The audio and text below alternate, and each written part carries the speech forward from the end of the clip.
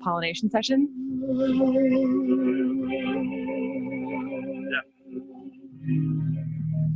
The most beautiful sound I heard. All right, we're going to get started with another talk from Dr. Andony Melathopoulos, getting tough with pests and going soft on pollinators. Great. Okay, so let's get this rolling here. Y'all got clickers? Y'all got your clickers there? Click away. Come on, click with me.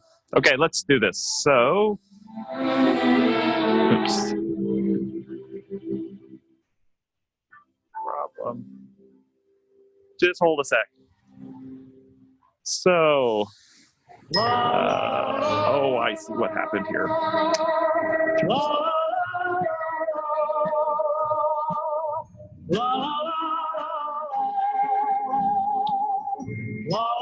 Okay, great. There we go.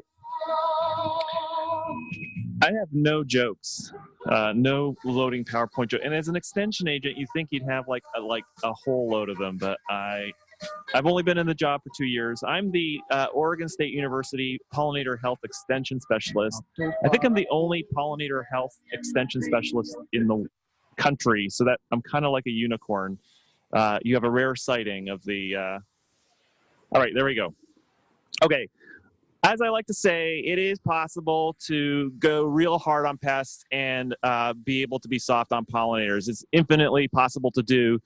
And what we're going to do today is, and this is for recertification credits, I'm going to show you how to do this. So we do have these clickers that don't work still. Set. Turning point. So this will get you your credits, and what we're basically going to do. Confirm, change.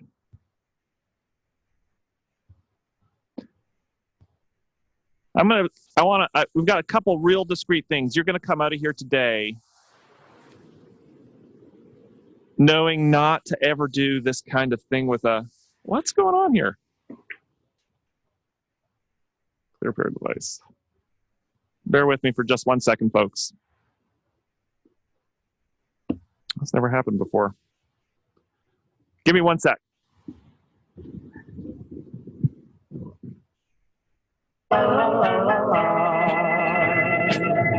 Oh, so can softly, then risk your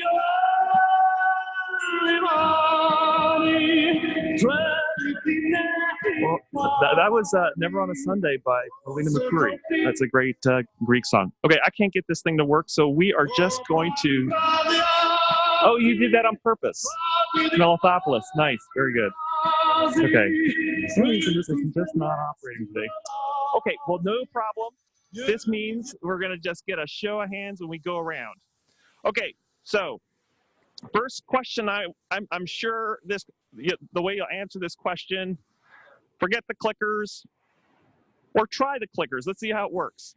How many of you have ever taken this training with me before? Say A, yes, I've done this before, it's old hat. Okay, it's not working, so don't use that stuff. So has anybody ever taken the course with me before? Oh, you did.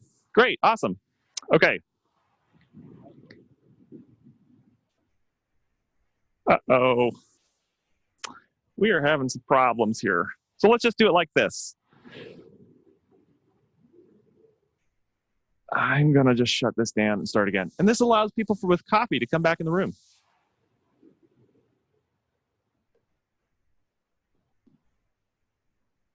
Don't save. Huh. Okay.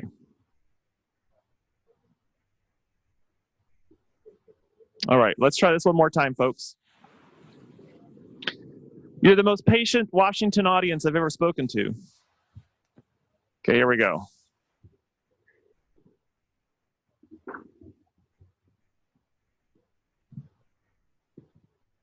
All right.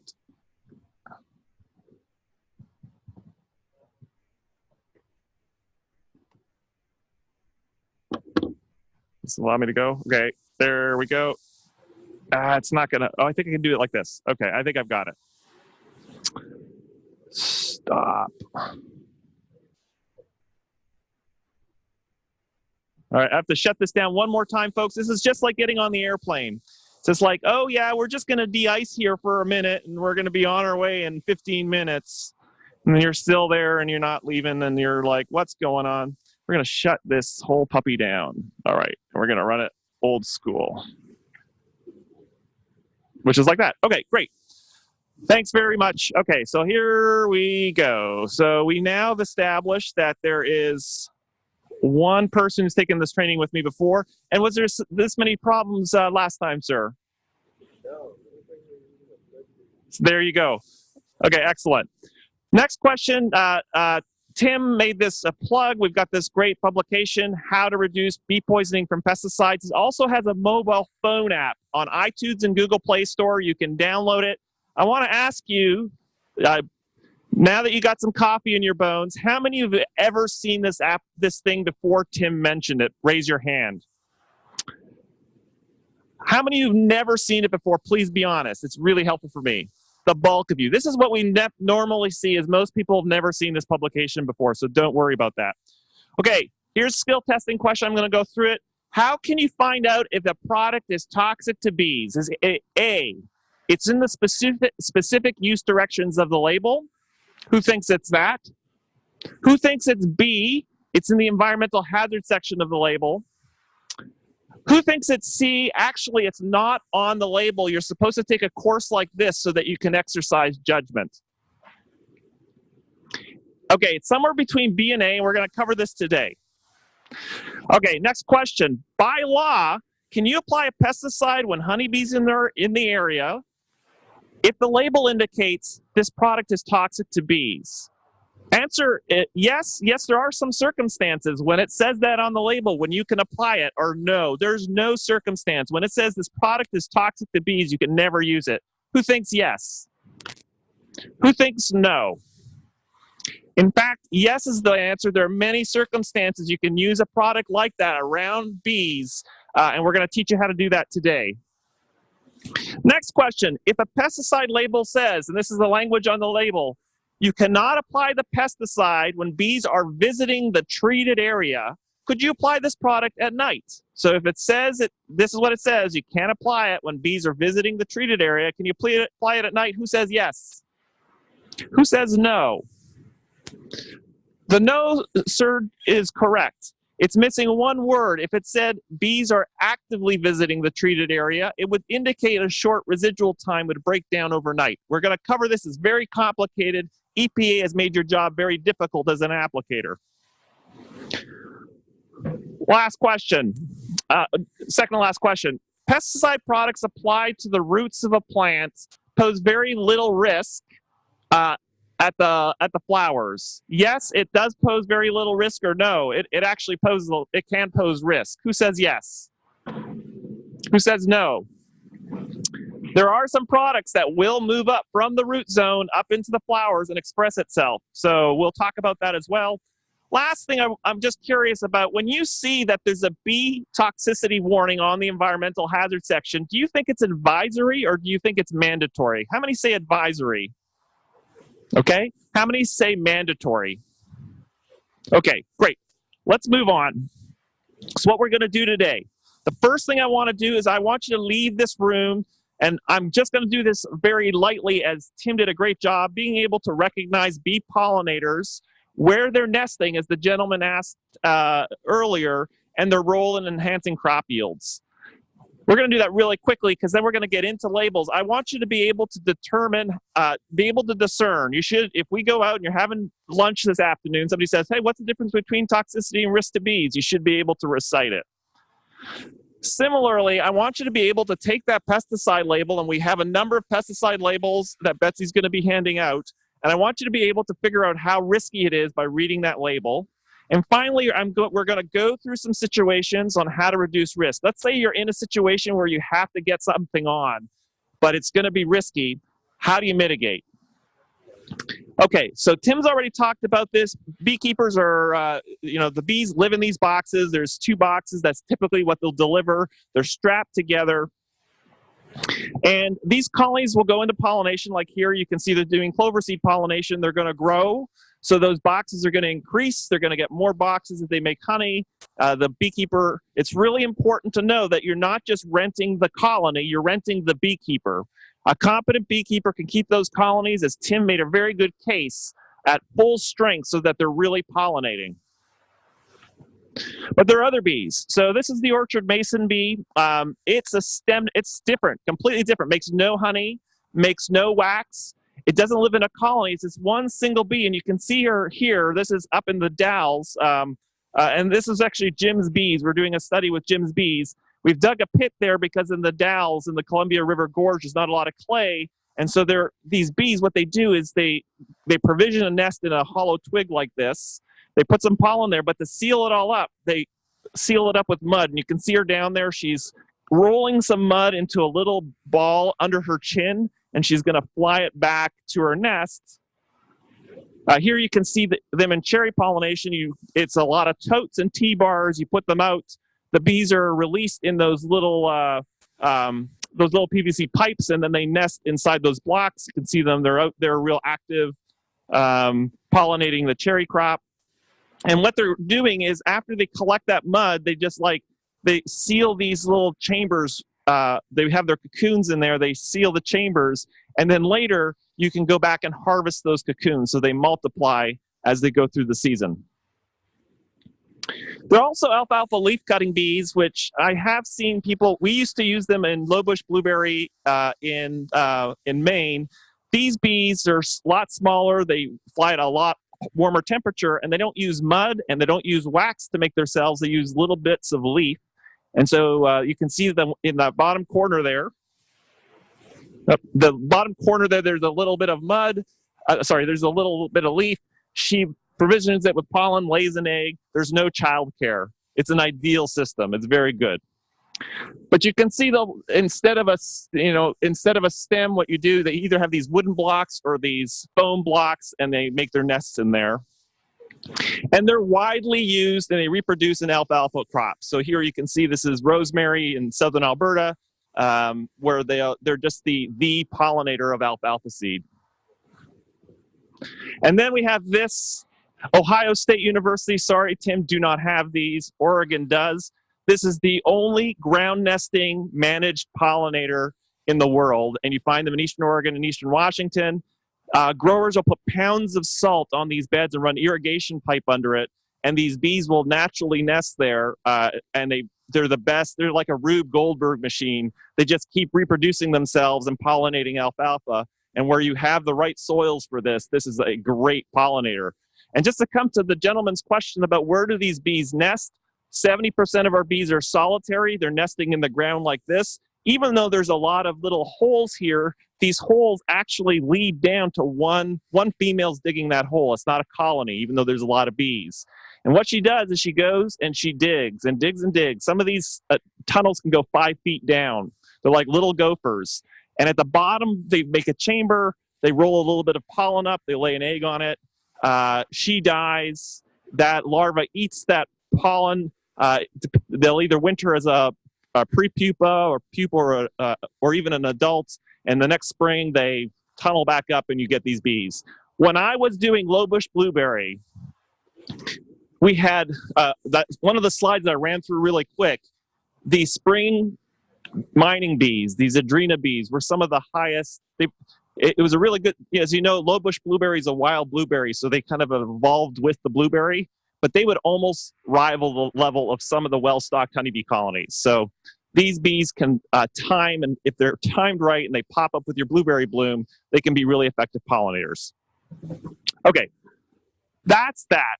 Now let's get into toxicity and risk. As you know, as applicators, risk is not just the toxicity of the product. And this is where you're able to do good pest management and control pests without hurting pollinators by understanding these other elements of risk.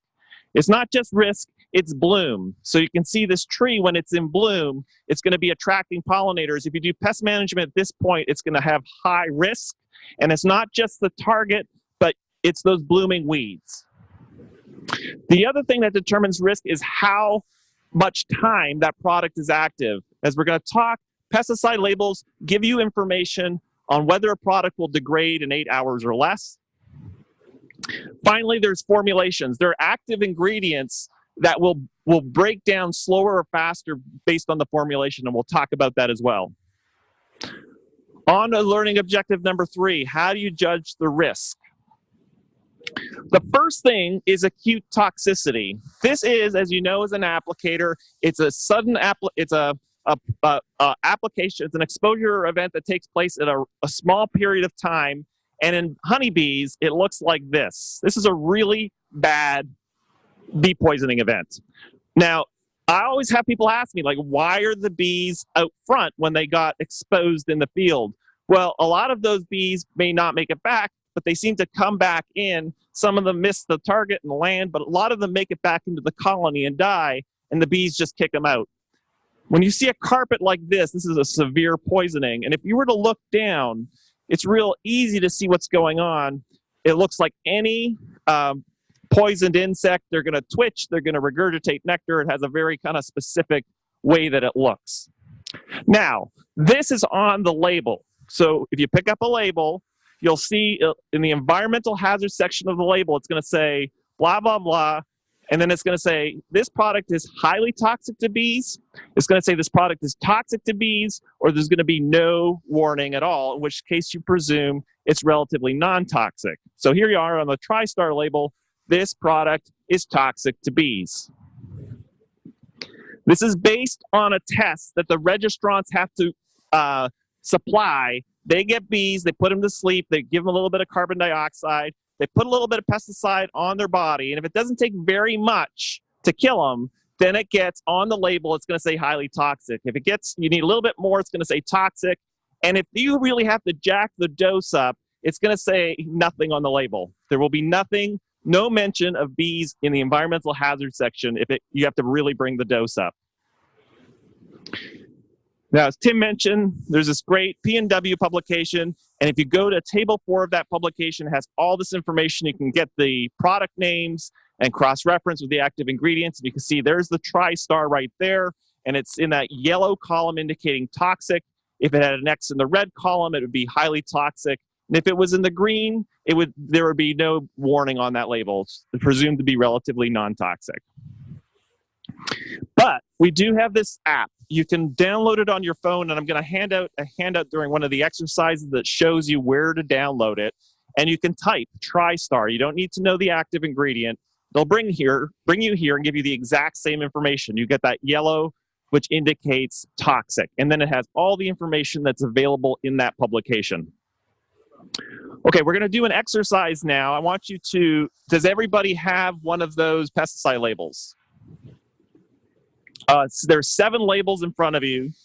I want you to take 5 minutes, and I want you or you and your partner to tell me which of these is least acutely toxic to bees. You've got Entrust, Warrior 2, Mustang Max, Assail, Acelepryn, Movento, and Arena. Take a few minutes.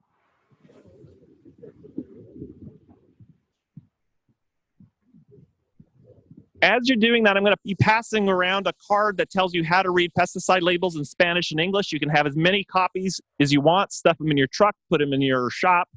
Just let me know as they come around how many you want.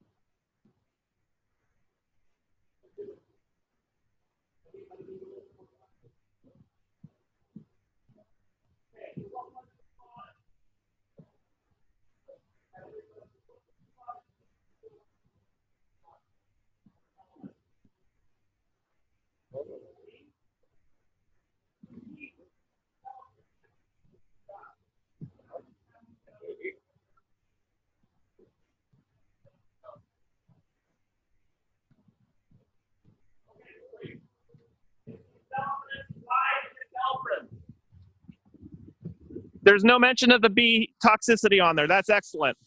So the other thing is, there was one label there that was, there was one label there that was a little weird. Which one was that? Yeah, the Movento. So the Movento is kind of the way that labels are trending these days. It says they're potentially toxic, right? But then if you go to the bottom of the label, the last line, it says, go to other parts of the label to figure out what your instructions are. Last year, they instituted a risk assessment policy, and what you're going to see is increasingly labels are going to direct you to the blueberry section where they're going to give you instructions. This is going to take a decade and a half to sort of process, so you're going to be dealing with both kinds of labels for the next little while. Is this on? Yeah, okay. Okay, so any questions about those labels? Okay, great. So these are the most, they said highly toxic on them. And the other thing I want to point out, there is another little twist in these labels. In addition to highly toxic and toxic, you're going to run into a few labels, specifically nitro group neonicotinoids that are outdoor uses. And there's some like Exerol that have this B diamond on them. I've talked to EPA. There's going to be no more new B diamonds. This was a temporary thing that came into effect. Now they have another policy, but you'll run into these a few times. And so in a label you'll see under environmental hazard sections that say this product is toxic to bees, but then what's going to happen is you're going to have more information. Now, I would read these carefully because in some cases they give you more flexibility. So a product that would regularly couldn't apply when bees are present may give you something like you have to give the beekeeper 48 hours notice before applying. So read these carefully. They're written in much more plainer language than the old environmental hazard sections. So take a look at those. Okay, I did want to make it, thank you so much, Tim. I did want to make a transition as we move off of acute toxicity, just to recognize something. Tim had those really nice slides of where bees go. They're not just in one cropping system. And again, you can see in the Pacific Northwest, after almonds, the one thing I think is remarkable about the Pacific Northwest is when bees come back into the state from California, a lot of them are retained for pollination in the state.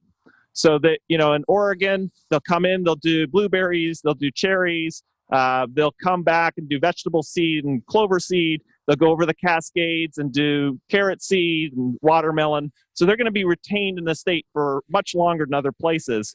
But that means that they have these short intervals when they go, they may do up to 6 different pollinations with that colony. This is the only hard science I'm going to show you today. There was this really great study where they said, well, bees are getting a little bit of pesticide here, a little bit of pesticide here. Can we measure it? And what they did is they came up with this measurement, this bee impact quotient, which takes the amount of the pesticide that accumulates and then divides it by its acute toxicity, the concept that we just talked about. So it sort of weighs the accumulated toxicity of things coming into the colonies. And then what they did is they followed 3 operations in the US. You see the first one, they're in that resting yard that Tim described. They're in this place where the bees are resting. Then they go to apples, then they go to blueberries, then they go to the Dakotas to make honey, and then they do a pumpkin pollination, then they go to honey, and then they rest again. So they go through a number of different crops. And when you look at the quotients, like you look at the first one, they start off with, there's some pesticide in the colony. This is in the pollen that's accumulated in the colony. And then they go into apples. There's a lot of insecticide use in apples, and it really bumps up. Then they come into blueberries, it comes down. For the rest of the season, it kind of stays low. But in other places, you'll see, citrus is another problem. When beekeepers go into citrus, there's a lot of insect problems there they're facing. And then it may come down again, but then go up. These colonies are constantly facing a kind of changing pesticide environment. But this third operation was interesting for berry growers. You can see they've come back into blueberries and then it spikes up again. Even though you don't use insecticides during bloom, the fungicides are not labeled. They don't have, you won't find a fungicide with a toxicity warning on the label. But there's so much, there's so much fungicide being used that it sort of bumps it up and it actually starts to have these effects. There's the quantity of fungicide when you're having a really typical problem controlling blights and stuff like that can then have this effect of accumulation in the colonies. You can see that here. If you look at these different operations, in apples, this is broken out by class. So you can see the top are insecticides. The kind of at the bottom are the kind of orange are the fungicides. You can see when they go into things like citrus and apples, most of that is coming from insecticides. But when they're coming into berries, this is where they're facing fungicide use. Okay, we'll come back to that in a minute, but I just wanted to flag another thing that's not on the label is chronic toxicity. As you know, as applicators, when you take your training, chronic toxicity is where you're just repeatedly getting a little bit of exposure over time. And often this doesn't manifest itself in terms of like killing you. I sometimes think next week the undergraduates will finish their exams, they're going to drink a lot of alcohol, and they're going to be impaired, and they'll be kind of wandering around Corvallis. That's kind of the same thing with a honeybee, but the thing of honeybees is they work really hard. Some undergraduates do too as well, but it impairs the colony's capacity. I'll show you in a second. Now, here's an example of one of these labels. This is a turf grass label. If you look at the environmental hazard section, it says it's toxic to fish, mammals, blah, blah, blah. No mention of bees. But, and this is the really great thing with this manual, if you have this manual, you can look through, we have these notes and precaution, and where there's been, significant evidence of some kind of chronic effect, we've listed it. So you can see with this product, there is some credible evidence that it impairs bees' learning. And people have been able to show this with a lot of different insecticides.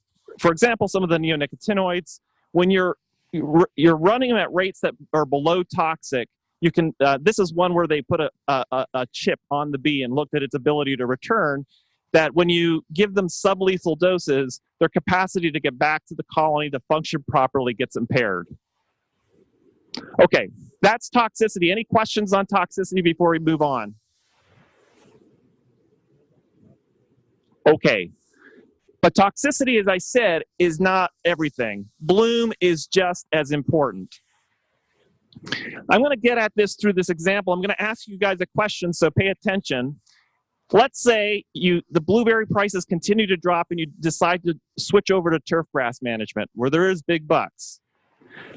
As a turf grass manager, you're confronted with this pest that chews on the bottom of your roots, and you have two products that will work, Arena and Acelepryn. You've seen these products, they're right in front of you for that example.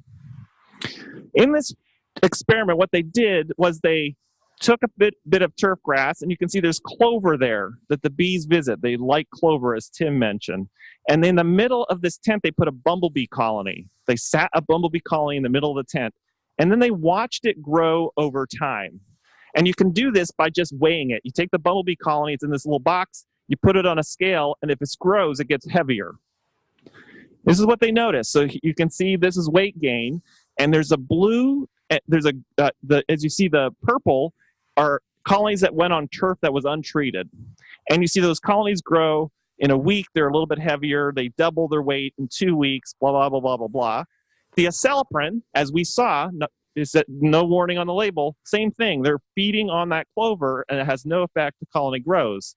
But look what happens when they're on the plot with the Arena. The colony stagnates for 2 weeks. Now, let's say you really wanted to use Arena. It's cheaper, it's more effective. How could you mitigate for this exposure? How could you keep the bees there and not have them be exposed?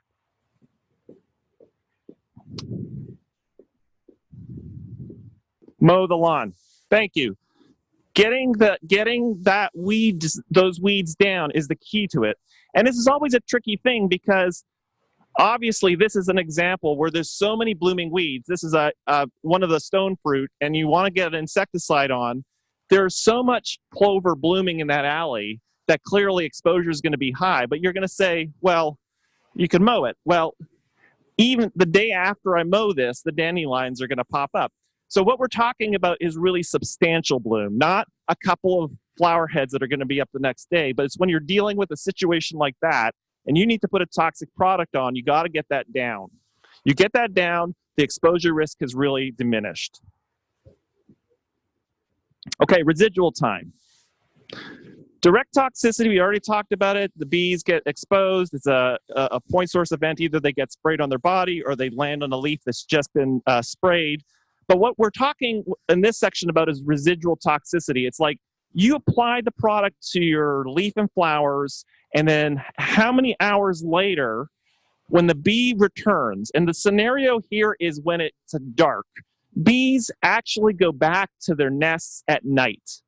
And so if you apply something that breaks down overnight, then it won't be toxic the next morning. Now, just a word of warning, and we're going to talk about residual time now. And residual time, you need to be cautious because all the things that drive residual time, for example, some products will volatilize off the plant. You know, the dicamba issue now with the herbicide, it comes off the plant, it drifts into your vineyard next door, and then you have a lawsuit. There's some products that volatilize. The other one is that some products are really effective at getting into the plant and come off the surface of the plant into the plant very quickly.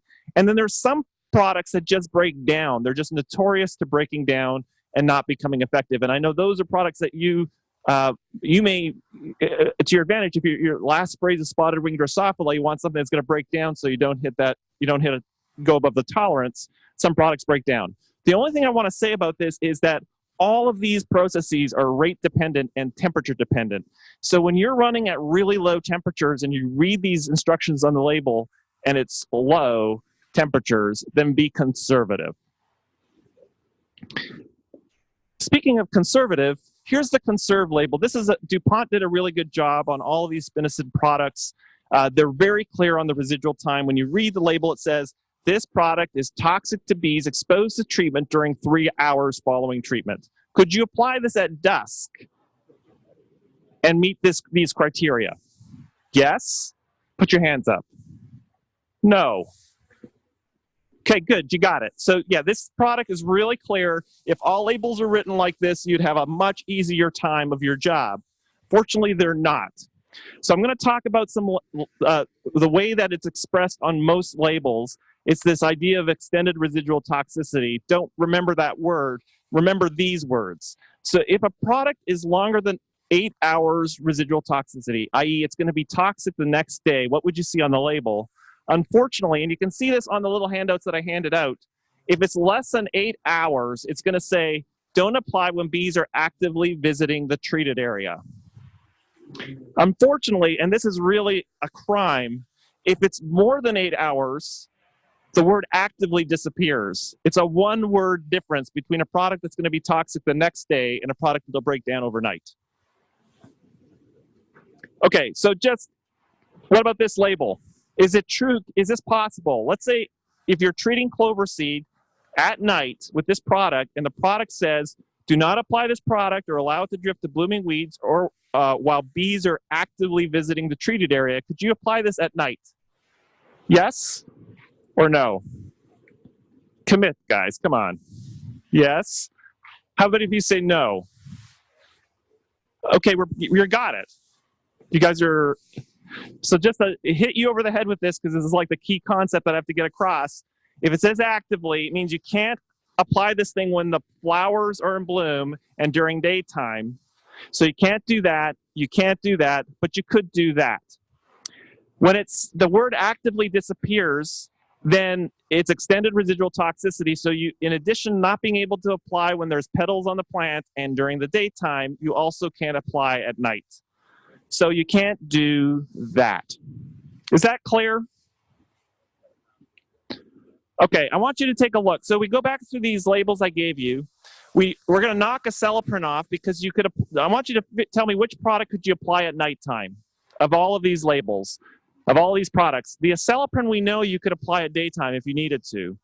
The Movento, we don't have enough information because it says we have to go to another part of the label. So on these remaining 5, can you take 5 minutes and just identify for me which product you could apply at night? And does anybody else need any of those postcards or any of the labels? Right beside you. Anybody need postcards? Okay.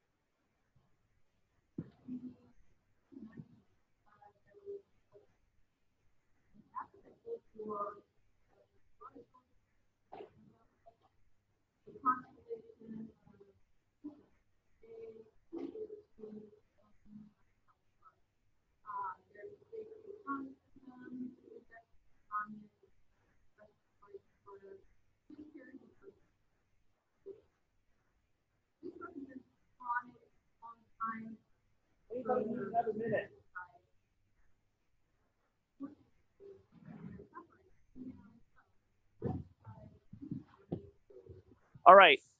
Who said entrust? Okay. Who said warrior 2? Okay. Mustang Max? Okay, thank you. Assail. Okay. Arena. Okay. The arena label was interesting because it said 5 days. It gave you a very nice discrete number, which was very helpful for you. And a lot of beekeepers want to know if it's less days, because if you're going to do a pest treatment before the bees come in, they want to know how many days before it's safe to bring their bees in. So 5 days is very helpful. So the 2 labels that it wasn't the Mustang Max, it wasn't the Warrior 2 or the Arena. They all had on them, they said, apart from the Arena, the other one said don't apply when bees are foraging or foraging on the treated area. So they were lacking the word actively. It was only the entrust and the assail that you could apply at night. And I know a lot of you use these spinosad products for spotted wing Drosophila control. And I've often wondered if you do have one of these situations like the gentleman was describing, where you already have multiple things in bloom and you may have fruit set in another block. I know people want to hold off on the spinosad products for later at the end of bloom because they have such short post-harvest intervals. But it may be useful to use those products also on the front end if you still have bees in the area and want to prevent sort of exposure. I do want to flag bifenthrin. Bifenthrin's a weird product. It's the only one, and I flag it for everybody. If you read the label, it says actively visiting. But if you go to our phone app or the book, it does show that at the higher rates of bifenthrin, it does have longer residual times, over a day. So we really do caution. This is the only one that I've found in our catalog that's a bit of a worry, is bifenthrin does seem to go longer at the higher rates. So pay attention to that. Okay, so you got the cards in front of you. If you need some more for your workers, we have some extras. First thing is, you really don't want to do any treatment, as Tim was mentioning, while you have petals on the flowers. Avoid it if you can, and if you have to, use products that are least toxic, that don't have that toxicity warning. But if you're really stuck, and what we really recommend is doing, great.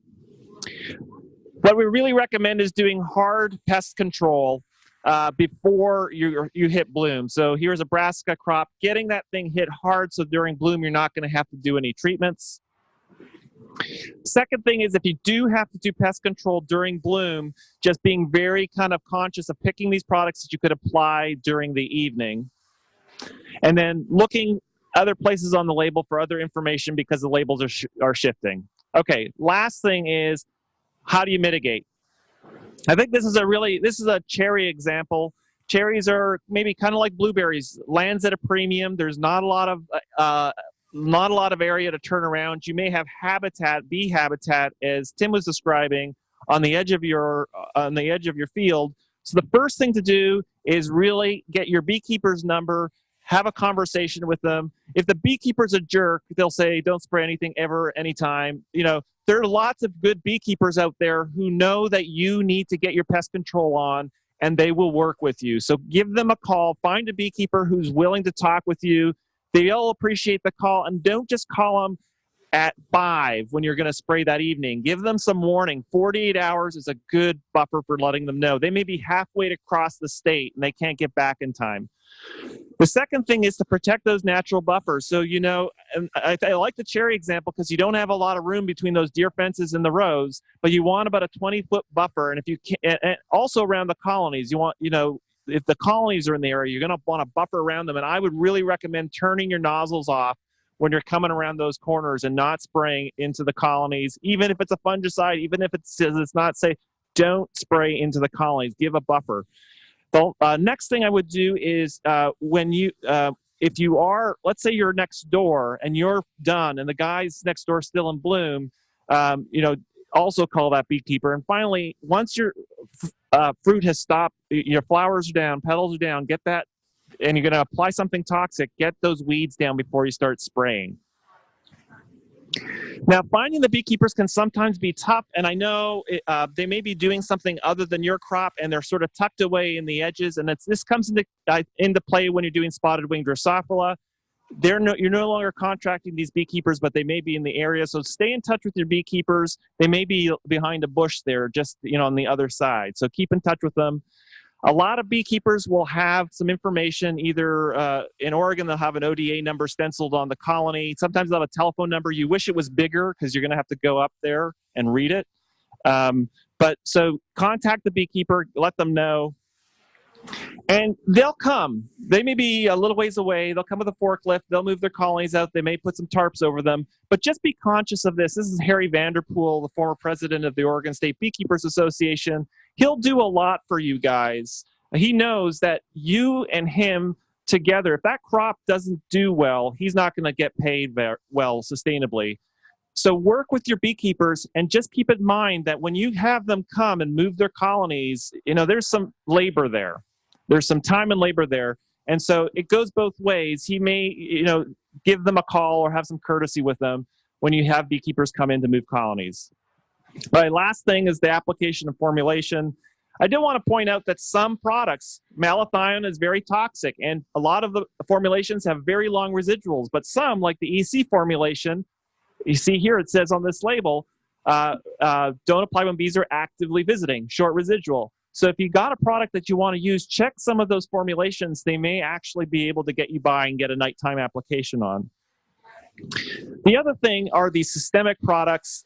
Obviously, it's maybe not less of an issue for you, but if you have any kind of root pest or if you are merging a plant and you want to protect it from flea beetles, these systemic treatments are really important. The only thing is that the bees it's not just contacting foliage. Some of these products can sustain themselves for a long time and be expressed in the nectar or in the pollen that the bees are bringing back to feed their babies. So with a lot of I'll say one thing, systemics are particularly have longevity on any woody plants. On trees or shrubs, they go for a long time. So be very careful with using these. Okay, we're coming to the end here. We really kind of focused on keeping the stuff on target, but when we really do need to keep in mind keeping things off target. There could be bees on the border, there could be habitat, there could be nesting bees. So obviously when you're in high-risk situations, shutting nozzles off when you're coming around or going to bigger droplet sizes are important. And I would like to highlight this situation which somebody brought up. This is in Eastern Oregon. We have a carrot seed field. There's a leaf cutter producer next door making alfalfa seed. They've decided their weevil pressure is getting up too high and they're willing to sacrifice their bees and think, well, I'm just going to spray. but they need to call the beekeeper who's being rented to the carrot seed across the road. Just because they're across the road doesn't mean there won't be exposure and there won't be an incident. This is the final thing I wanted to touch on are tank mixes. There has been increasing research with the fungicide class M and 3 mixed with insecticides or on their own just because they're used frequently have these effects on the bees. So things like Captain, Rally have been shown to have these effects on bees even though it's not on the label. Be cautious, use those at night, and don't tank mix them during bloom. When bloom's done, go ahead and tank mix, but don't tank mix during bloom. So what do we learn? Get those treatments on before bloom if you can. If you can get stuff on before the plants are in bloom, you're going to really reduce risk. After bloom is also a good time, but then a lot of the stuff is going to have grown up. So you're going to have dandelions and weeds and some of that surrounding habitat. So really keep things on target, mow down those blooming weeds, give enough buffer to that surrounding. If you have a blackberry bush on the edge of the bees are going to be going there during spotted wing. During bloom, really avoid spraying anything during bloom during the daytime, even if it's not labeled as toxic. Just avoid it. There's been evidence that it repels bees. There's all sorts of things that can mess up your pollination. Do it in the evening, and when you do it in the evening, use stuff that's not toxic, or choose these ones that are least that have these are least residual time. Last thing I was going to point out is we are hosting a pollinator conference. Extension just suddenly gave us a bit of cash, so we're going to have a conference in Corvallis. So come on down on Valentine's Day. Nothing more romantic than pollinators. We'd love to have you down in Corvallis. Thank you. We probably have time for one quick question, if anyone has one. Any questions? I'll be around, so let's just keep the schedule going. Thank you.